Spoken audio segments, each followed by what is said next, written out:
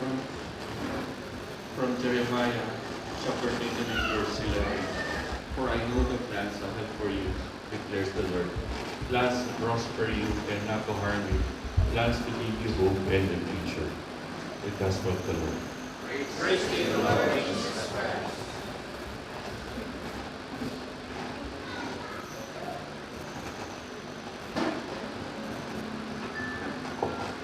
Allow me to share this verse from the book of Matthew chapter 22 verse 14.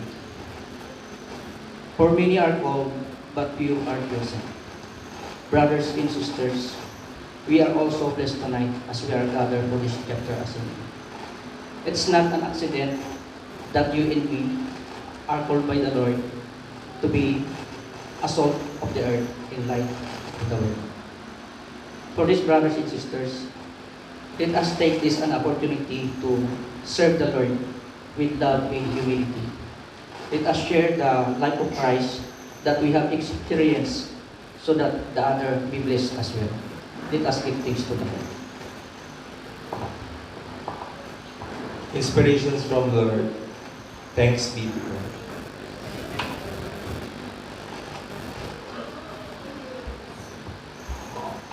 Those who love the Lord are never forgotten. He preserved them with faithful care. Let me share, brothers and sisters, the reading from the book of Psalm, chapter 31, verse 23. Love the Lord, all his faithful people. The Lord preserves those who are true to him, but the proud he pays back in full. This verse is a heartfelt invitation to God's faithful people. Love the Lord. Our love for God is not only expressed in worship, but also in trust, obedience, and loyalty, especially during times of trouble. Loving God means choosing Him even when life is uncertain.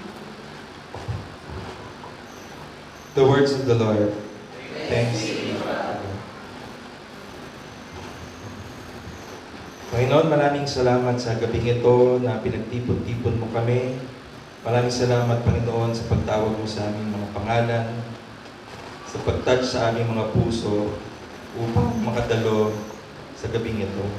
Panginoon, maraming salamat sa mga blessings mo, sa mga provisions mo, sa pagliligtas na patuloy mong binibigay sa bawat isa sa amin, kasama ng aming mga pamilya at mahal sa buhay.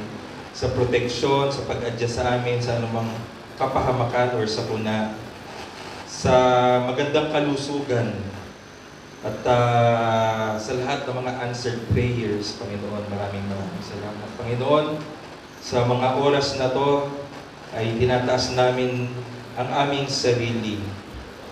Binabahagi namin, Panginoon, ang aming sarili upang mas makilala ka, upang mas malaman namin, Panginoon, kung ano yung will mo, kung ano yung balak mo, kung ano yung layunin mo para sa amin, sa aming buhay, sa aming pamilya, at lalong-lalo na sa aming misyon na ipalaganap ang salita mo, Panginoon.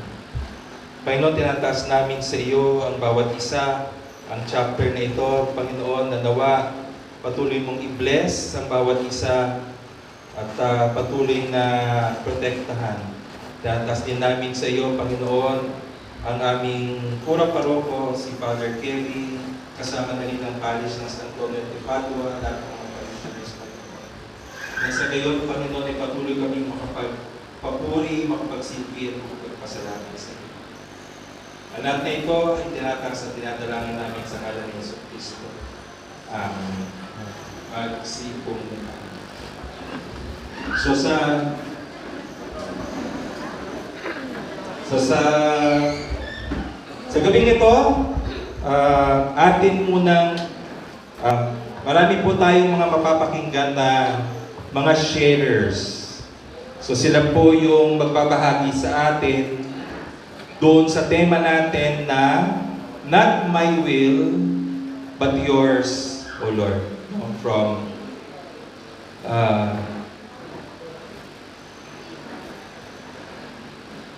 the Gospel of Luke. So, Kung mapapansin niyo, medyo may konting pagkakaiba, no? Pero bago yung ating sharing, mga personal sharings,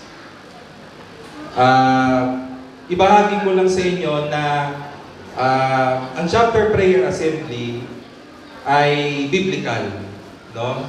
Ito ay isa sa mga instructions ng ating Panginoon na kanyang ibinahagi sa mga apostoles, no? Kaya yung ating mga unang kapatid, early Christians, no? Sila ay ganun din, nagtitipon, no? So parang ganito rin yung setup. So yung mga elders, ayan, at sila ay lahat ay nagsishare ng kanilang mga pagkain, ng mga kwento sa buhay, at kanilang mga tungkol sa kanilang mga kanilang pananampalataya sa Panginoon. Kaya kukunin ko na lang sa aklat ng Hebreo, chapter 10, at sinabi doon, sikapin din nating gisingin ang damdamin ng bawat isa sa pagmamahal, sa kapwa at sa paggawa ng mabuti. Huwag nating kaliligtaan ang pagdalo sa ating mga pagtitipon, gaya ng nakasanayan ng iba. Sa halip, palakasin natin ang loob ng isa't isa, lalo na ngayong nakikita natin malapit na ang araw ng panahon. So kaya ang mga pagtitipon na gaya nito, mga pagtitipon, kung anumang klaseng pagtitipon yan, teaching, basta nakakasama natin si Jesucristo at ang bawat isa, ito ay nakakapagbigay sa atin ng inspirasyon, no? At mas napapalapit ang ating kalooban na makilala at talagang mahalin ang ating Panginoong Jesucristo. Amen? So, for our first sharer, ang una mag-share po sa atin ay si Brother Daniel Lai.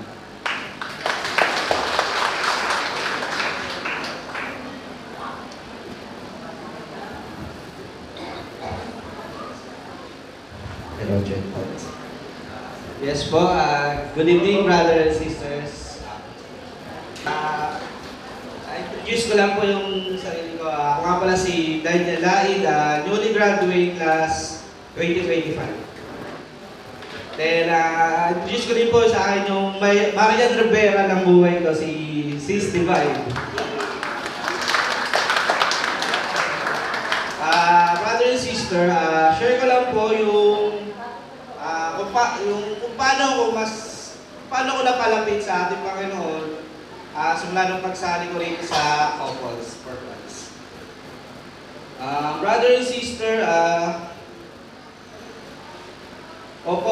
dati po akong may side lang din po ako na talaga na masama po yung ugali ko, palainom po ako, yan.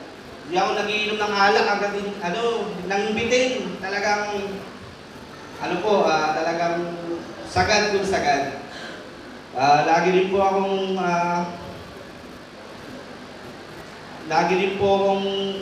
madalas magsinungaling. Lagi po akong nagmumura. At lagi pong mas lalong, madalas ko rin po awayin si Sis Divine nung kami po yung nagsasama. Then, brothers and sisters, kami rin po, nung hindi pa po ako masyado medyo nakakaalam sa ating Panginoon na lagi po kami nag-aaway. Sis, konting bagay, pera, konting problema, pinag-aawayan namin. Sa naman, hindi naman siya masyado na umabot sa sakitan. And then, hira rin po ako magsimba ng aking pamilya. Halos hindi rin po ako nagdadasal, brothers and sisters, na halos hindi ko nga rin po alam kung paano magbasa ng Biblia, kung paano yung mga words or mga po natin sa Biblia. Halos hindi rin po ako na tumutulong sa gawain bahay.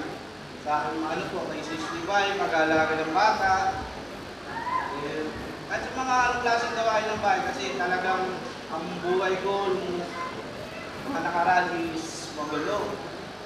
Parang walang patutungan pero may pamilya ko, kung gusto ko lang din po na may bigay kung ano yung kanilang pangangailangan.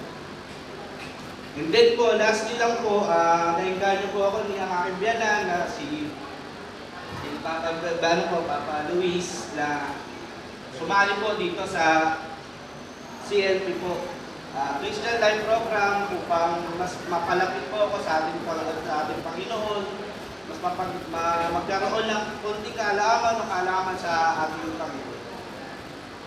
Doon po sa pagsali po namin, mas nadagdagan po ang kaalaman ko tungkol sa ating Panginoon, kay Lord, na ganito pala dapat gawin ng isang Kristiyano, na kung paano, kung mas lalo mapalapit sa Kanya at malaman ko din po na talagang mas mahal ako ng Panginoon. Dahil sa araw-araw ng pag-iingat, sa araw-araw na blessing ni Lord na binibigay sa amin, ng aking pamilya, ay hindi siya nagkukulang at hindi siya nagsasawa.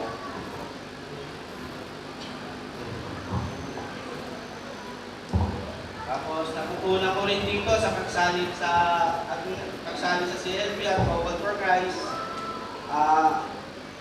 mas kung paano magdasal at humingi ng kapatawaran sa ating Panginoon.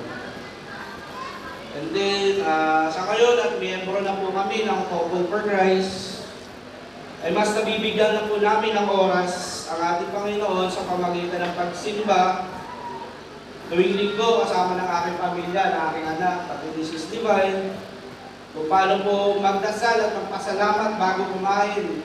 Sabay-kasabay kami magdasal ng aking mga anak. At ano rin po, kahit pa paano, kung may konting oras, at baka itong oras, ilubuksan ko na rin po yung Biblia at nagbabasa na rin po ako ng Bible. And then, tapos sa bahay, kapag dati yung sound trip ko sa bahay, puro rap, love song, ngayon po, puro live loud po, puro pong hit song, parang ano natin, pang ano lang po, na kung ano po yung mga kantahin natin dito sa Cocos. And then po, dahil sa pag-ano po, mas lalo na palapit ako kami po ng aking pamilya sa ating Panginoon.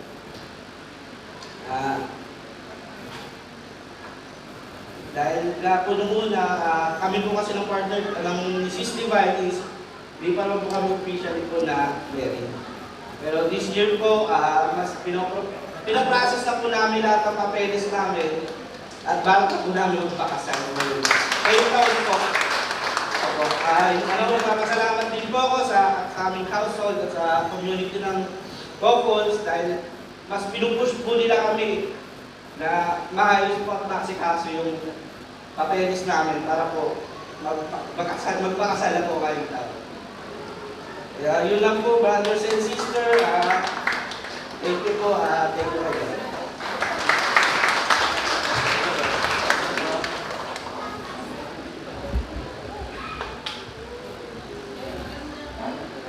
Ang susunod po nating sharers ay si Bro JM at si Sis Kimi Tanay.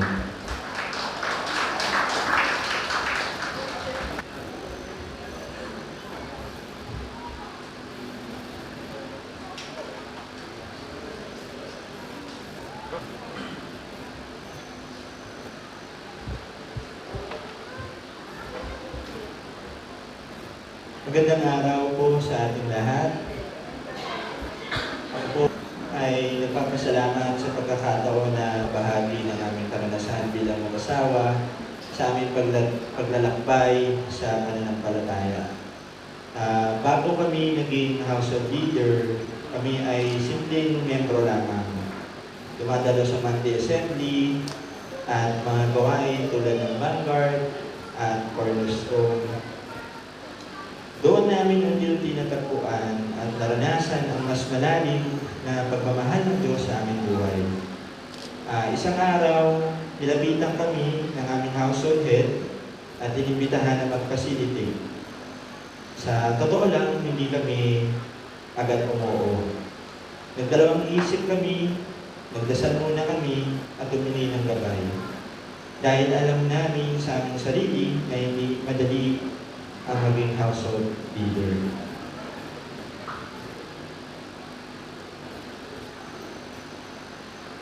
Mabigat na mga responsibilidad at pakiramdam namin ay hindi pa kami handa. Pero sa pamamagitan ng panalangin, naramdaman namin sumagot ang Diyos. Kaya tinanggap namin ang tawag kahit hindi namin alam kung ano talaga ang papasukin namin. Sa pagpasok namin sa paglilingkod, marami kaming haka-haka at negatibong komento na narinig.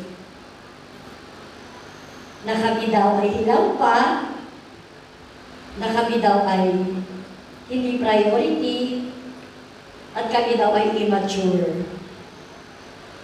Bilang nag-asawa, nasaktan kami at pinanghinaan ng loob. Dumating pa sa punto na hindi pagkakaintindihan sa loob ng community. Kasabay po nito, ang mabibigat na personal na pagsubok, lalo na magka-stage 3 cancer ang aking ina. Talagang dumating kami sa puntong pagod na kami. Emosyonal, physical, at spiritual. Dahil sa bigat, nagpasa kaming mag-asawa na magpaalam na lang sa team lead ng CLP. Nais na namin tumigil at ipalipat ang aming household sa iba. Pakiramdam namin na hindi namin kaya. Ngunit sa halip na agad kaming payagan, ay kami ay pinagdasal. At kami rin mismo muling lumapit sa Diyos at tumingin ng malinang direksyon. Hindi pa rin agad nagbagong sitwasyon, pero unti-unting binabago ng Diyos ang aming puso. Isang araw, may bumisita sa aming household member, may dala siyang office chair. Dahil alam niyang nasira ang upuan na ginagamit ko noon, binaha ang aming dating garahan. Simpleng bagay pero malalim ang dating. Ramdam namin ang malasakit at pagmamahal. May mga pagkakataon din na may mga miyembrong nangangailangan ng tulong at agad namin silang pinupuntahan. Doon namin mas lalong naintindihan ang tunay na diwa ng pagmamahal na tinuturo ni Jesucristo. Na ang pag-ibig ay hindi lang salita, kundi gawa at presensya. Na-realize namin na minsan kapag tayo ay nasasaktan o napapagod, sarili lang natin ang nakikita natin.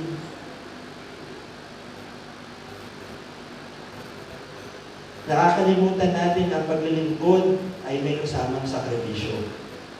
Kasama sa tawag ng Diyos ang pagdaan sa hirap, pero hindi niya tayo iniwan sa gitna nito. Habang nananatili tayo sa piling niya, may lakas tayong matatanggap, may pag-asa. May dahilan para magpatuloy.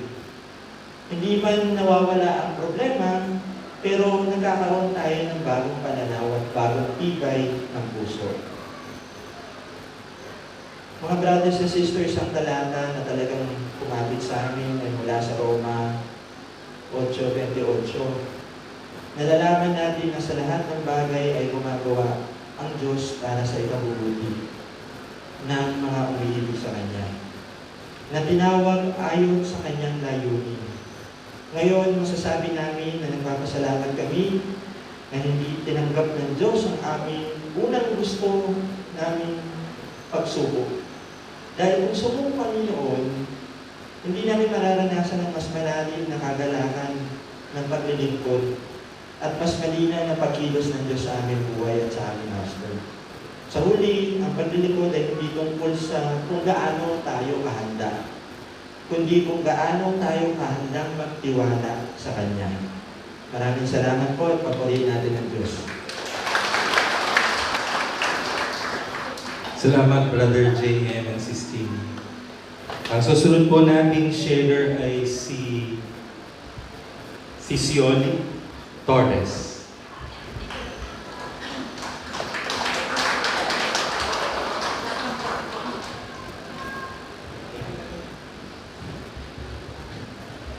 Magandang gabi matagal na po ako hindi tumatayo sa harap. So ngayon na lang ulit, ilang taon ba lang.